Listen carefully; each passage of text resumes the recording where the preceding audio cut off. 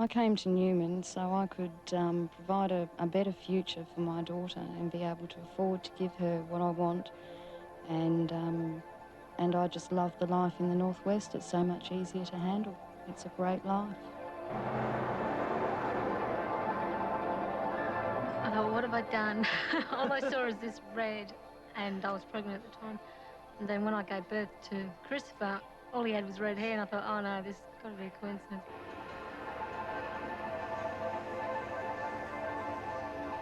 When I first came to Newman, I was scared the hell out of seeing the white people. I wouldn't come out of my house for about 3 months.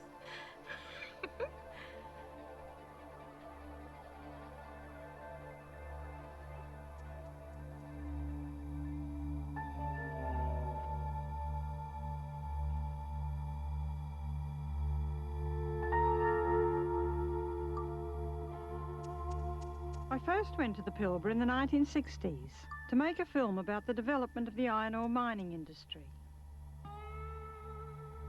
The flight took 7 hours from Perth in a small plane, stopping at remote townships along the way.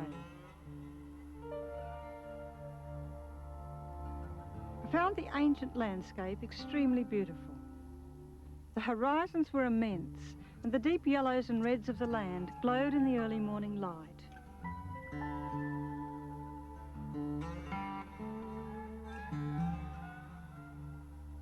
The film we made was for a mining company, to show investors at their annual general meeting and to promote the mining industry throughout the country.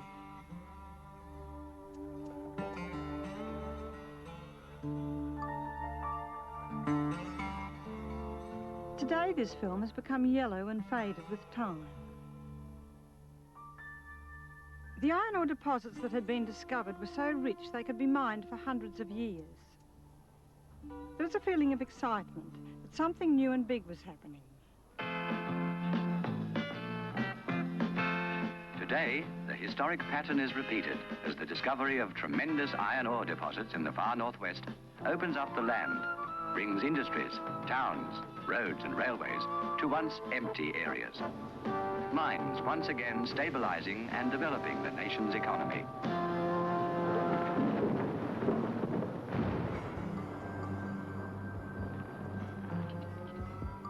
It was the new technology of the 60s that enabled these deposits to be exploited for the first time.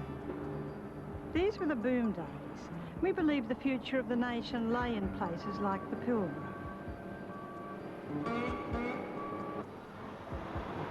It was unbelievably hot, and I was covered with red dust all day.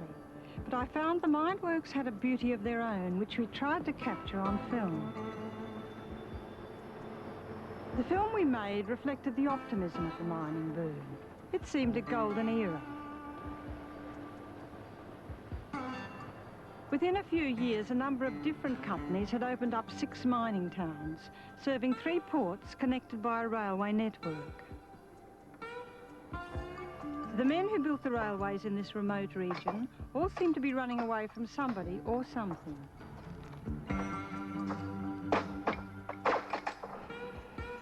Millions of dollars were spent on these railways to carry the iron ore from the inland mines to the coast. But for the people, there was only a rough road or track to link them to the outside world. Near each mine and port was the company town. In the evenings, we'd often be invited to the homes of the miners, where we met their wives and children. I admired these women who'd come so far to keep their families together and build a new community. And I often wondered how they faced the isolation in these artificial towns in the outback. The mining companies had created a facade of red brick suburbia in the middle of nowhere. And our job was to make these towns look like part of the great Australian dream.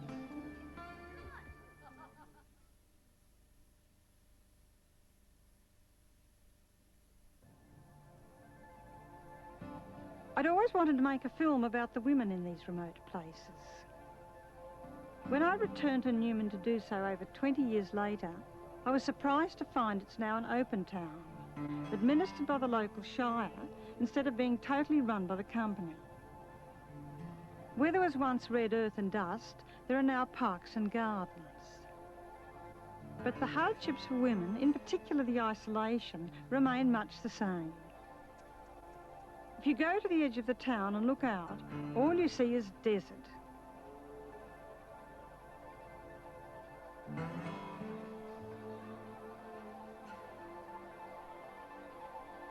The heat's insufferable. It's over 40 degrees for months on end. The streets are deserted for much of the day, for it's too hot to go out in the sun, play sport, or even go to the swimming pool. Those women who don't have jobs are trapped inside their air-conditioned houses with nothing to do for most of the day except watch television.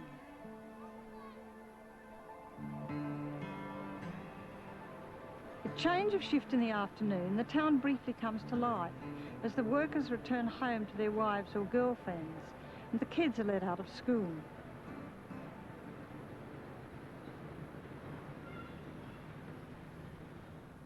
The company owns the majority of the houses, and the houses are occupied by employees of the company. The house, if it's rented from the company, is in the husband's name. He signs the rental contract with the company. So a lot of women stay in unhappy situations in places like Newman, in company towns, because they've got nowhere else to go.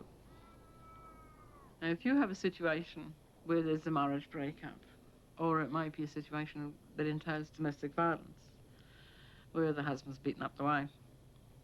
Now, she has problems because if she gets out of the house, unless she can go to friends or relatives, she's got nowhere to go. It's a bad situation because the woman is definitely at a disadvantage as far as the housing is concerned. She's got accommodation as long as she stays with her husband and her husband's working for Mount Newman mining. But if that changes, then she has to get out. I was one of the lucky ones. I happened to have friends living here, so I was able to move in with them, which made it a lot easier because there's no accommodation unless you're very rich. The houses, I would say, would always be owned by the company because that gives them ultimately the upper hand in the town because they control the major thing, which is accommodation. If you haven't got somewhere to live, you can't stay.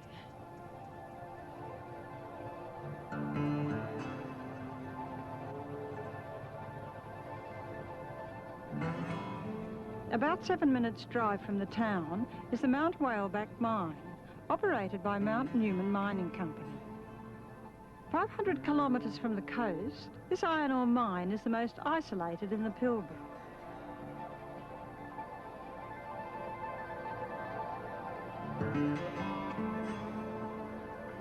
In contrast to my reactions to the town, I've always felt excited amongst these huge workings, for this is where the action is. The mine's the only reason for the existence of the town. Mount Newman Mining is still the major employer, and 90% of the working population here work for Mount Newman. Often husband and wife, sons and daughters, whole families work for Mount Newman, so it's still very much a company town. When I first filmed in the Pilbara, I was the only woman on the mine.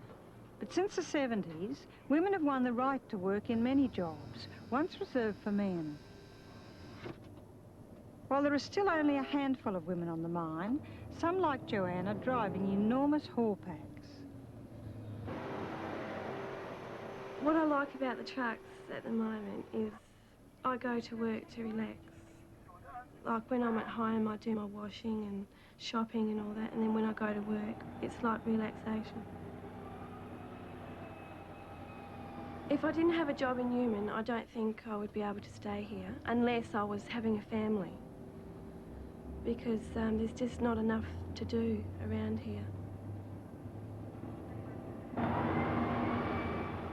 Thanks to Mount Newman Mining, women can get quite a different variety of jobs. They're doing everything from sweeping the floors to driving the haul packs, which is good. I mean, they've got women in all areas of the mine.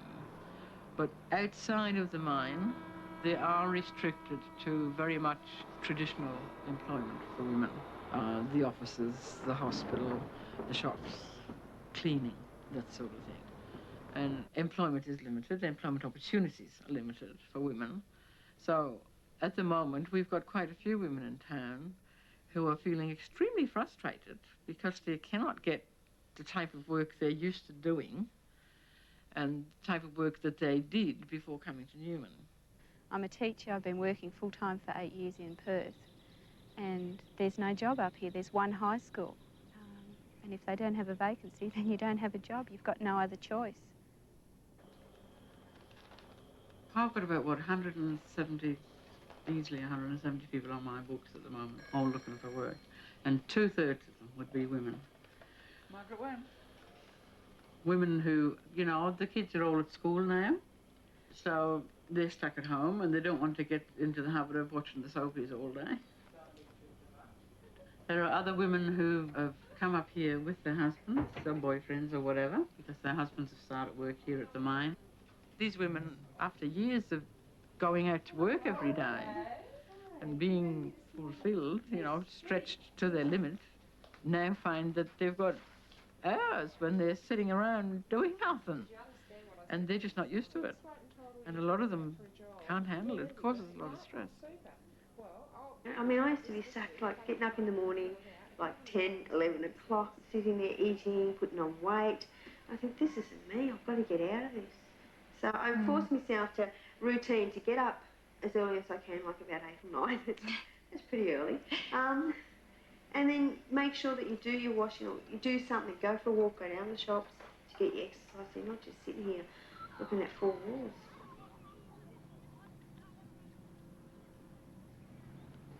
You do get that feeling that what's the point of doing anything, what's the point of getting out of bed when, you know, there's sort of nothing that you can do what you've got to do, your housework in half an hour.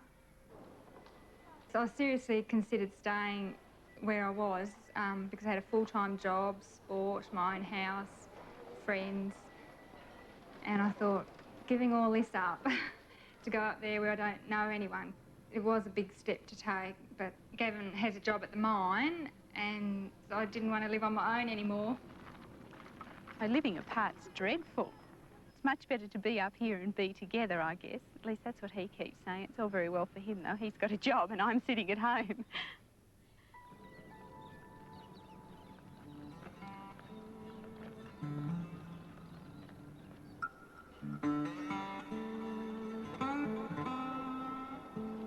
To break the monotony, women gravitate to the cool of the air-conditioned shopping centre, sometimes going 2 or 3 times a day. They seem to be seeking a sense of community that's often hard to find in these company-built towns.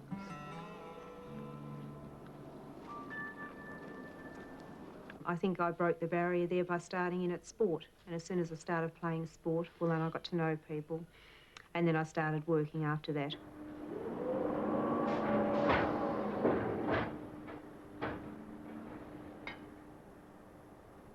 When we started in a male-orientated workforce, my impression was to go in there as a female worker. I had to do as much work as the guys to prove myself, to myself, also to the people that employed me.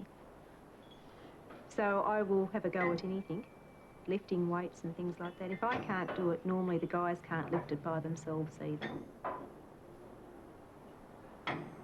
You do run into hassles. There's a lot of people that say, well, you shouldn't be here still, because they are from the old school. Slowly but surely, yes, we are. We accept a little bit more, and the guys are slowly coming around. A lot of single women wouldn't come up here because, one, you're in a very male-orientated environment up here, where men are very much the strong power, and it's very much the iron men of the Pilbara up here, so you've got to fight against that.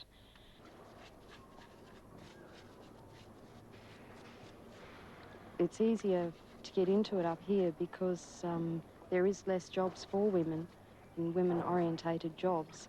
So they've got to start moving into the men's fields to get work and to keep your sanity. There's no way I'd get a break like this in the city because they just don't like women in workshops in the city. I honestly don't have much to do with the women that are unemployed and unhappy because I can't be bothered with women like that. If you're not happy what you're doing, don't do it. Well, my boyfriend works from 6:30 till 7, which is over 12 hours, so that's a long time for me to be on my own. We just have to find a fine balance between making the money, like doing the overtime, and spending time together, because time goes by very slowly when you're on your own. And some women can do it. They can sit at home, watch the telly all day, read the papers, read the magazines and things like that. That's fine, that's their lifestyle. But I couldn't do it. I would need to get out and work, definitely. I admired Cheryl as she worked skillfully and with great enthusiasm for long hours in the heat and dust. She is obviously fulfilled by her work and enjoys the independence of earning her own money. But for most women here, jobs on the mine are few and far between, and their skills and training are in other fields. Most people come up here to make money and then to go back and own their own home, you know. So we set a goal of 5 years, but I'm not sure whether we'll last that long or not. I guess we'll get over it. Everybody says, oh yes, when I first came I wanted to pack up and go home every day too, but after 6 months or a year you get to know more people, you start to find yourself a job, find a little niche in the community, and you do last a lot longer. Have you switched it back or not? Once I got back into the workforce, got back into my sport and that, well, that was just a totally different, it opened up a whole new world for me then. And as I said, I love it now. I never want to leave this place.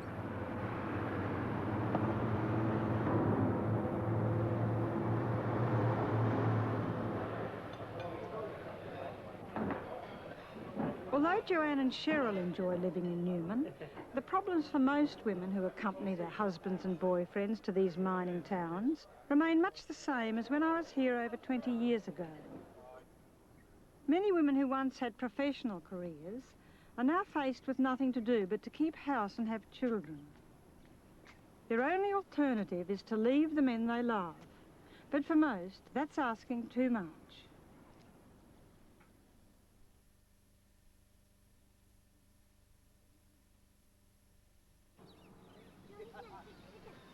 Watching the scenes we set up as filmmakers in the 60s, I realised I didn't fully understand the frustrations that lay just beneath the surface.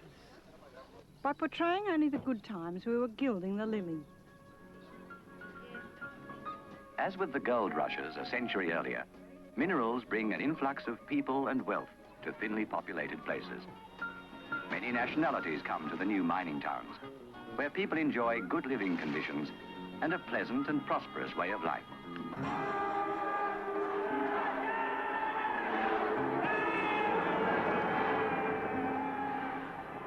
From my home in Sydney, I've always followed news of what was happening in the Pilbara. Isolation and hard working conditions in the heat and dust aggravated industrial disputes that often split the communities and affected the lives of women and children. But it was the industrial dispute at Robe River Iron Associates that made the most impact on me. When Pico Wallsend took control in 1986, the company sacked the old management and drew up individual staff contracts that ensured if workers went on strike, their jobs could be filled by the staff. The company's objective was to break the unions and change work practices. The company, and by that I mean the previous management, had been negotiating with the union for over 2 years to try and make changes. And certain improvements in practices had taken place, but as soon as one improvement took place, 2 or 3 other restrictions were placed on the workforce. So the previous management was really not achieving their objectives, so there was only one way to move on that, and that was very quickly. The company started a run of sackings and random job transfers, throwing the workforce into chaos. The more they push us and the more they confront us, the more they get the people's back up. And if they would just sort of tell us where we stand, that's the biggest problem. Day to day, you don't know where you stand. You don't know whether when you come to work in the morning, they're going to sack you, give you another written warning, change your job. The fact is, the details of the alleged... Upset and confused, the unions went to the Industrial Commission, who ordered the company to reinstate everyone who'd been sacked and negotiate through the commission. The company defied the order, sacked the entire workforce and locked them out. After 5 weeks of bitter dispute, the company finally complied with the Commission's order to give the workers back their jobs. But the dispute has never really been resolved.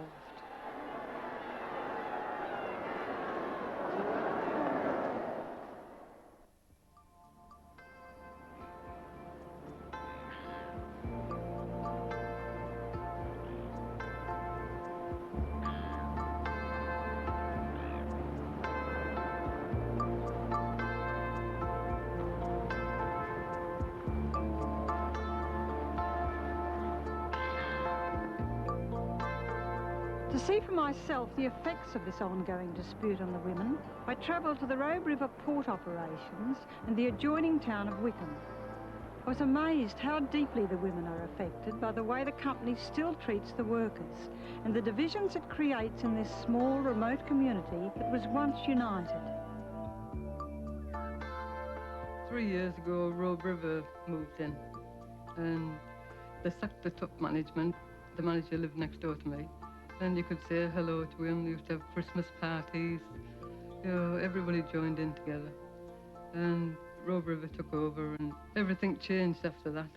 The biggest shock was when management did come in, they did sack everybody, and they said that this is how they're going to manage. Things had to be tightened up, but they did it just too hard, too fast. I mean, you know, there's ways of going in and cleaning up a business, but they just came in and sacked the whole workforce. They locked the workers out.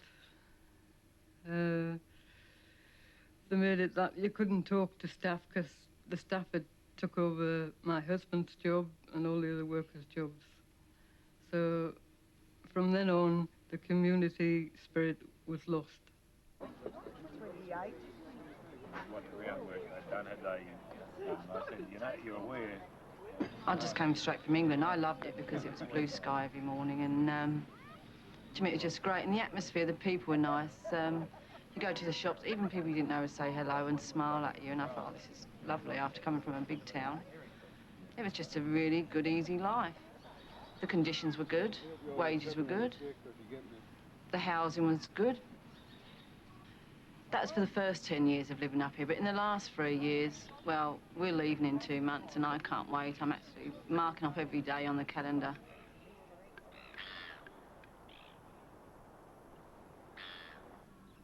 The women in Wickham feel insecure because of the fact that they don't know from one day to the next whether their husbands are going to be coming home and saying, well, look, I didn't do what they told me to do, so I've been sacked, so therefore we've got 7 days to get out of our houses.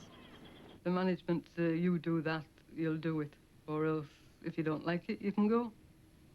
And they say, do that, if you don't do it, you know, we'll give you a written warning. My husband's had 12 written warnings. You know, menial things, being 5 minutes late from a union meeting. In the way it is now, staff are up here, wages are down here. And if they want you to clean the toilets tomorrow, you can be a tradesman, you'll be cleaning the toilets. Never mind your trade, never mind how many certificates you've got. We move people around where they can be best used for the operation. Why would you move a truck driver onto cleaning the toilets? I mean, how efficient is that? That's well, the toilets do have to be cleaned. By truck drivers? By someone, and they're all members of the same union. Yep.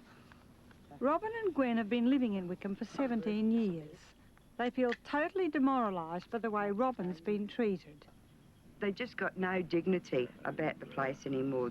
Like, Robin has been driving trains for, what, 22 years, and he's just got no pride in his job anymore.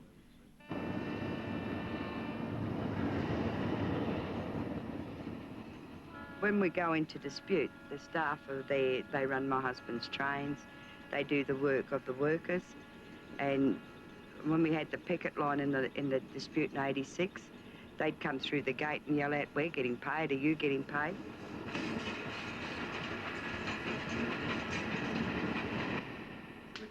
Anna and Rob have been here for 18 years, and their lives have also been disrupted. Well, it comes home. It really does come home to the house. I mean, your husband comes home and he's had a bad day, and then he starts telling you about it, and you sort of get real indignant that he's got to go out there and work in these conditions that are so unsafe. I mean, he might be a father and a husband, and these people are putting him at risk. They've got no right.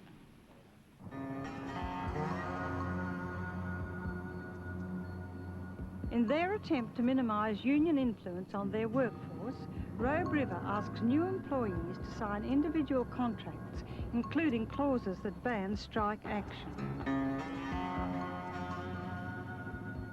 I suppose there's always that doubt in your mind, because when Gary did sign his contract of employment, it did say that he was on probation and he wasn't allowed to strike. And 2 weeks after we moved into Wickham, they had their first strike and Gary went out on strike. It's not going to be a short meeting. I'd have to be saying to you now, I don't see it being a short meeting, because I think we're going to have to really sit down and look at what's before us to make a decision whether we're going to pull on. This is going to end up being bloody Robe River 3, because you're aware, if we withdraw our labour again, rather than just having stop meetings, we're going to withdraw our labour on this issue in support. Then that may then attract from them all of the reactions that they've been threatening all the way through. Right? Sacking, moving through, raising rents.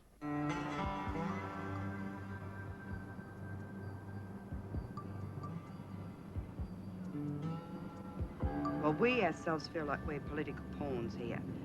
We feel that this is the emerging of the new right here. If we're not prepared to fight for ourselves here, then it'll go Australia-wide. I mean, this company don't want unions, they don't want the Industrial Commission. The attitude is profit and just get everything out as quickly as possible and fill up the ships. We have decided what is best for the operation.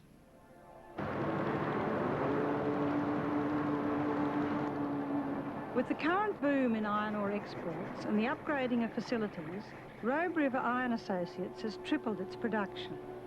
While we were there, the largest cargo ever to leave Australia sailed from Port Lambert. While the company claims increased profits are for the benefit of the nation, for me, profits fade into insignificance when related to the unhappiness I found amongst the women of the town. While filming in Wickham, I felt intimidated by the suspicious atmosphere. I felt as if the company was watching our every move, noting who we were interviewing and what we were photographing. After a few weeks, I was looking forward to leaving this town. If you're in a company town and the company run everything, what chance have you got? Yeah, it's just that they own you. You know, that's what you feel. You feel trapped.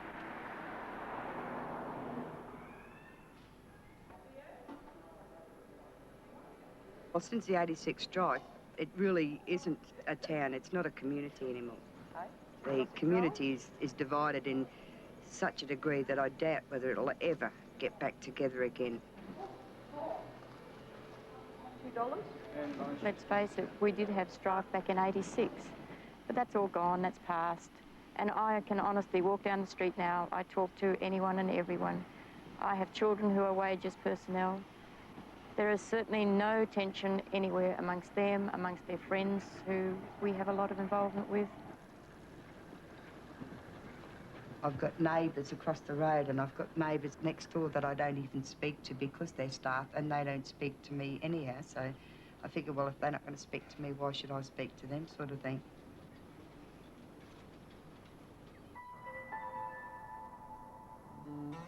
The men still go to work and have the same workmates, yeah. The women, they don't mix like they used to. Before you used to talk to your next door neighbour and that sort of thing. Now it's a lot of new people that are coming to town and you don't know who to trust. So it takes a long time to be friendly with anybody.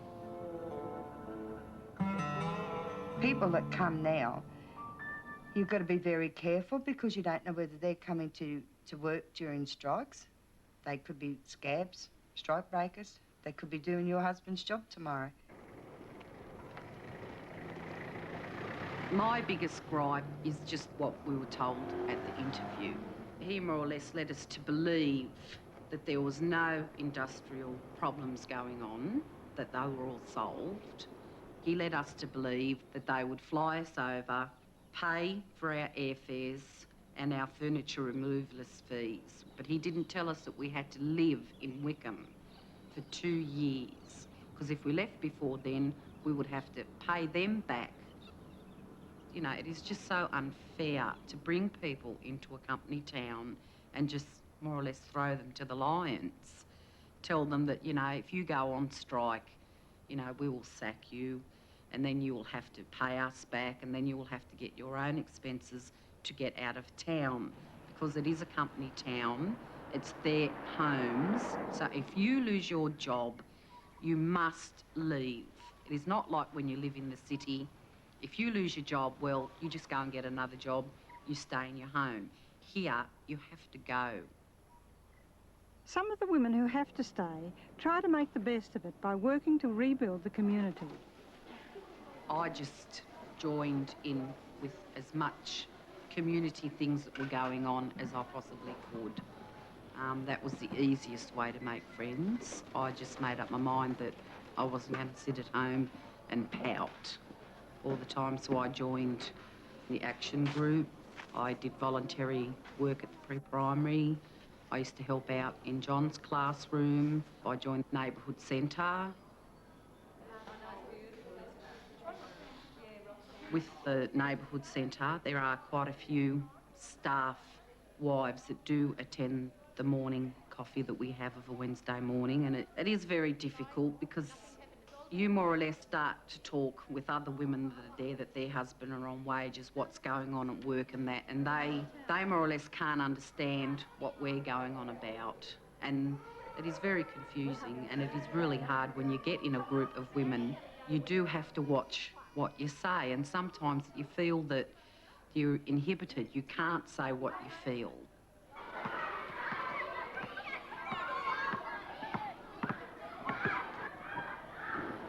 The children have got really insecure because of this. It's been going on for 3 years. Rob's in the union a bit, so perhaps they hear a bit more than what other children do. I mean, when you've got a 14 and 15-year-old coming home and saying, his dad's sacked, do we have to pack up? And when you've got a 10-year-old saying, all my friends have left, I've got no one up here. And they don't really want to join the groups or play sport because there's no one what they used to know. Hey, I need $10 today. For flute, yeah. Mm-hmm. My daughter's 13 and she's at the age where boys are starting to take notice of her, and she comes home and says, so-and-so wants to go out with me, and the first thing we say, what's his father do? I mean, I don't like to try and bring into her life the fact that there are us and there are them, but sometimes it, you know, you just can't help it. I don't particularly want a scab son or child in my house. They can come to the garden, they can play with the kids, but I don't particularly want them in my house. You know, I have that attitude towards them, and I think I always will, because these people are taking away our life, and really they're just in it for a couple of years to get money. We lived up here for years. We helped build the community, the T-ball, the swimming clubs, the Wickham daycare centre, the Wickham club. This is all fundraising that's been going on for years. No one put it there. We all raised for it, and we worked hard to get it.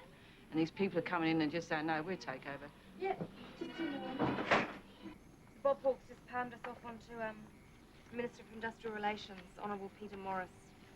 It's Robert Court having the Women's Action Group. We're hoping really to combine the community again, get it all as one again, if we can. And to make newcomers in town feel welcome, to try and help them out. And we're hoping to make people outside of Wickham aware of what's going on. And we're hoping to bring just more community spirit back into the town. You know, we did form because of the industrial dispute. Otherwise, we wouldn't have formed. But just sort of keep it light on the industrial side and more on the women's issues. Well, at their visit with Kay Hello. Our aim in the action group is to get better quality working for the men and women also that work at Robe. Just not standover tactics. We want them to, you know, have a fair go. Not to have to go to work and be bullied, be criticised, be just victimised against. Since I've become involved with the action group, and Robin's always been pretty staunch in the union, in a sense I feel we've shut Angela out. She's not been able to come to us with any problems, but we sort of keep trying to tell her that what we're doing is for our future, but it's not really. I think that we're going to have to sort of stop being so involved and try and get our family life back together again. I mean, as for me, we're leaving in 9 weeks' time, and I can't wait. And people keep saying it's going to go quick, it's only another 9 weeks, and I think 9 weeks of hassles every day seems a long time to me. After 18 years of building their lives in Wickham, Anna and Rob left with their family to start life again in the south.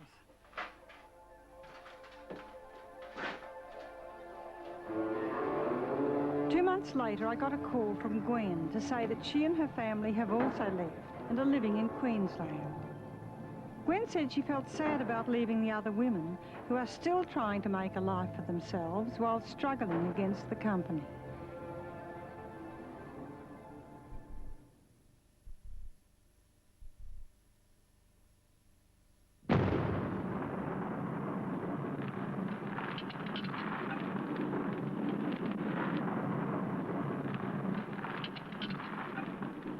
Explosives loosen the earth that has lain undisturbed for countless centuries.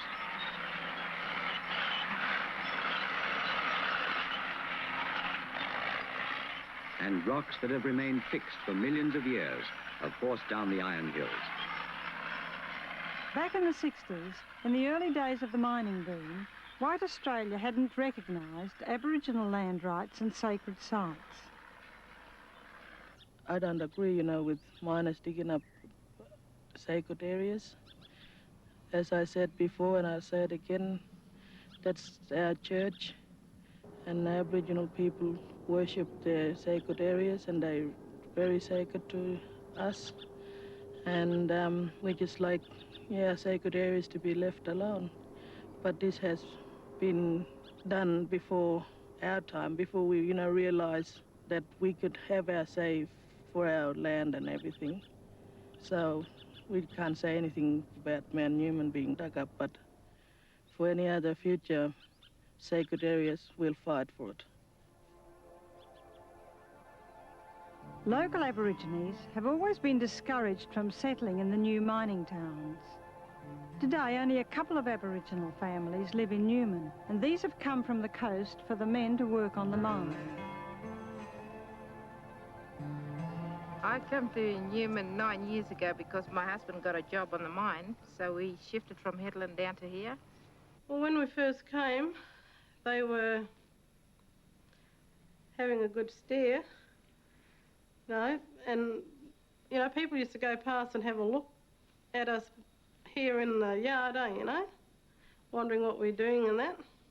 I mean, it was just a shock. It was a culture shock just to come to an all-white town being the only black. When I took my 15, or he was 14 then, when I took him to school, high school, well, a big mob of the kids were out the front and they were saying, oh, look out, here come the bungs.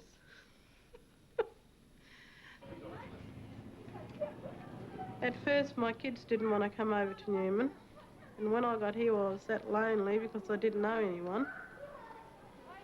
But I said to myself, well, if I don't get out and meet people myself, well, I won't get anywhere, so I just, you know, got to make a few friends here and there, and I settled in okay.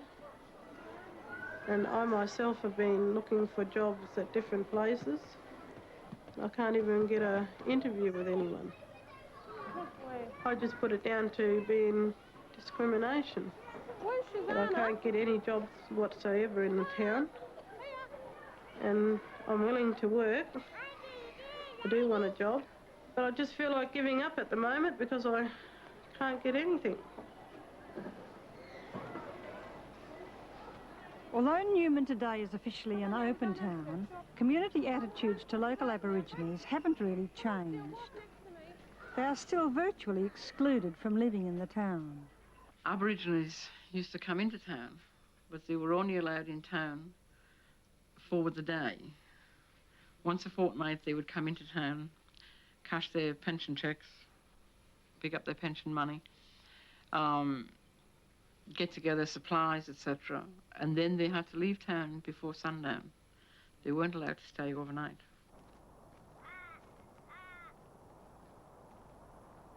Over the last 3 to 4 years, more and more Aboriginals have been coming into Newman, camping closer and closer to town, and they're here all the time on a day-to-day basis.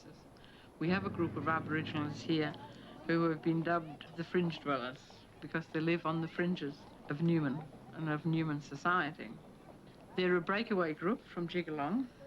They don't want to go back to Jigalong to live. They want to live near or in Newman. I mean, I've got nothing against Aboriginals working for the mine, living in town, those who are civilised. Yeah, I think the community's accepted me and my kids and my husband, but they haven't accepted the Fringe dwellers. I went with Shirley to visit the local Aborigines at the Fringe camp, 2 kilometres out of town. I was appalled to find that there were no washing or toilet facilities at this makeshift camp. The ones that are down the back at the turf are here because they want to stay in town. They don't want to go back out to Jigalong.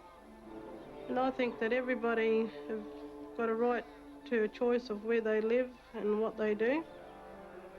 And I know the people aren't going to leave, so I think that the white community in town should be made aware of that and try to help to support them in any way that they can, because they're definitely not leaving. Our people don't want to go back to Jigalong. Some want to stay because of some family reasons, that they don't want to go back. They want to stay here. Well, it's an open town. Why Aborigines can't be allowed to live here amongst white people? Most people put up with them and tolerate them, but just barely. And it doesn't take much to tip the scales to find negative attitudes towards them.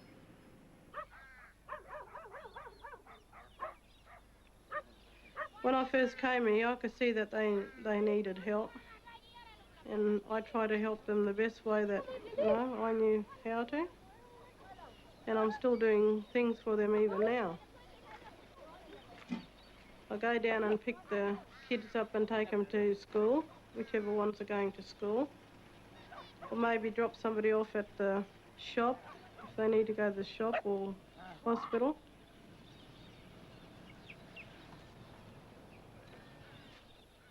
I feel myself that Aboriginal Fringe dwellers need help urgently, because we have a few sick people down the back and they're living just out in the open. They haven't even got a shelter to sleep under at the moment, and they've been like that for that long that I think it's really disgusting. First thing, I think they should have a roof over their head and somewhere, to have bath and that. Our most urgent need here is housing, and we need it quickly as the cyclone season's coming up. If not, if they can't give us housing that quick, give us some sort of a shelter to keep out of the rain.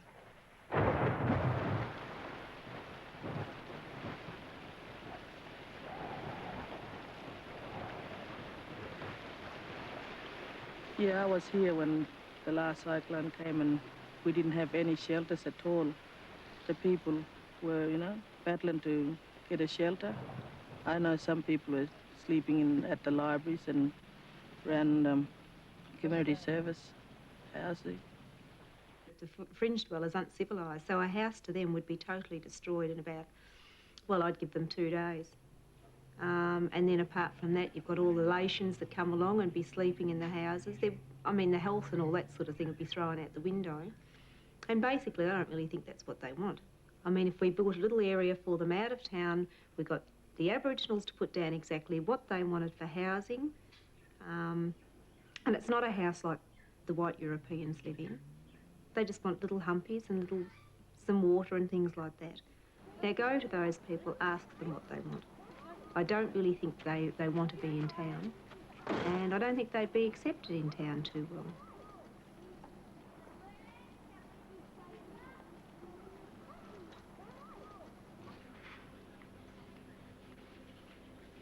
Well, I've been working with the health inspector, Bob Newman, trying to get a camp set up for him somewhere in town. How can I help you?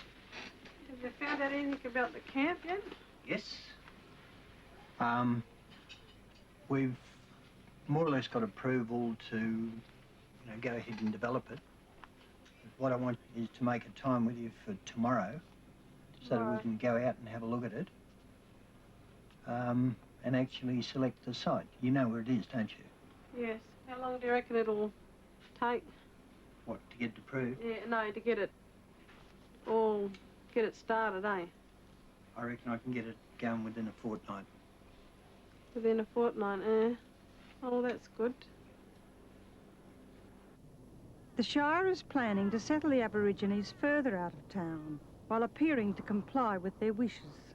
What I'm trying to look for is I'm trying to look along with you people for somewhere where it's got plenty of trees, where we can get shade, where we can get water, where we can get electricity, and where we can get into and get out of. Now, what I want to do now is, you having selected this area, where in this area here you think you might be convenient for you. What about the area in the where the welfare is? The back. Well, of course, that's Headland College. Oh, yeah. That's Headland College already, and there'd be a bit of a, well, there'd be problems in trying to get it. We don't want it too far away from town where you can walk in, Yeah, you know? walking distance. Many people don't have any cars unless we get a bus or... Right. Well, now, what we're looking at is we're looking at putting in toilet blocks and some of these shelters for you, some of these yellow shelters. Yeah. You got a wash house for the start. We got. A washing machine? You can have a washing machine. Yeah, we'll get You've got washing machines. You've got toilets. You've got showers. There'll be 2 kitchens. See, it's not my ideas. It's your ideas. Now, So we want a place to are you have happy? them. You're Yeah. happy here? Yeah. No Yeah. problems? Yes. I now want to go back and talk to Homes West. And I want to say to Homes West, okay, this is where we want it. We'll put the temporary stuff in here first. We'll get water, we'll get services in, and then we can start talking about building a proper village here, proper houses. Later on. Okay? No, pretty soon, not later pretty on. soon. Pretty I soon. don't want it 2-3 years' time. No. The big problem has been this, and that is, it's up to you people to tell us where you want to be. Okay? Now you've told us where you want to be. I can now start. Well, their ideal place would have been where they are now. They would have preferred to stay there. I really don't know what their real reason is really for, moving them. They say they want it for their yard for the new mine, but then the new mine is quite a few kilometres away from the turf club. Good drainage, we've got water, we've got electricity. I reckon that's half the battle.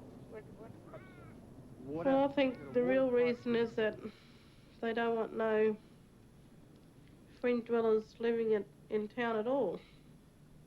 Why didn't they, all those years ago, why didn't they put up a village then and set the people here? Instead of sending them out to Jigalong and making it as a mission right out there. They could have started the mission on the edge of this town as well as the town. But they kicked them out there and made them live out there for all those years while they made this town a modern town, and now that the people are coming back here, I don't think they like it at all. But they got no choice because they're still going to keep on coming and coming now until they do something about it. I mean, they're going to have a village at the outskirts of this town one day, so why don't everybody just help now and get it all set up? I don't think it's got to the stage here with the Aboriginal problem as it has in other country towns where they have put up big wire enclosures, big barbed wire around the different hotels and community centres to keep them away from the verandas, to try and keep the place clean and tidy.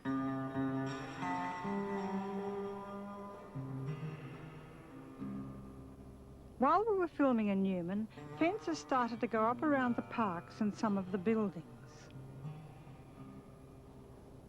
Well, it was a free, open town, you know. Anybody could come and go. And of course the Aboriginal people would just all seem to have come into town, and I don't think the white people around here liked with what they were doing, you know, being drunk and falling around in parks and things. So they thought they'd put these fences up and just keep them out, just like animals, I guess. I mean, what else are they going to fence off? The people are still going to keep coming and coming. They're not going to, that's not going to stop them. The people are people, they can live wherever they want to live.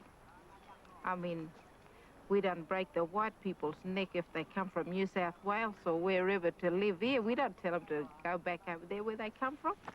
What right have they got to tell the people that belong to this area to go back to Jigalong or wherever? Putting up fences isn't a very good idea to solve the problem because it doesn't give a very good image of the town. It doesn't look good aesthetically, but if it's the only solution to the problem, then why not?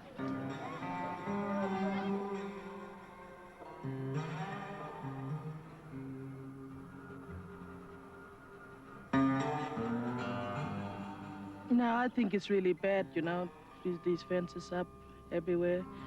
It's supposed to be an open town, but now we can't get in and sit in the park. You know, people like us that, you know, I know there's a lot of drink problems going on amongst Aboriginal people that leave, you know, tins and that behind, but how are we going to go in and sit down and enjoy our dinner, you know, with our children and that, or anything, you know, with the families, sit in the cool? It's sort of, you know, we Aborigines have rights, to go in and, you know, mix in, but now we can't, not in here, with all the fences around and everything.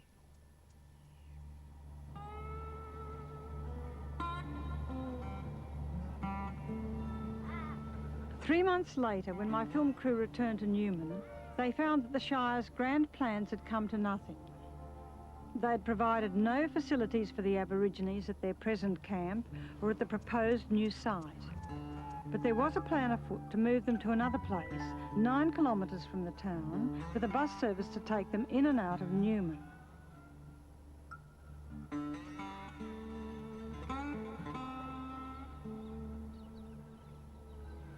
In the 60s, I admired the courage of the women who lived in these hostile places. When I went back to make a film about their lives, I found that although the lawns had grown greener and the towns more prosperous, the problems had become more complex. Life is still difficult for women in the Pilbara, but it's the story of the Aborigines that disturbs me most, and I find it hard to accept that this is Australia in the 1990s.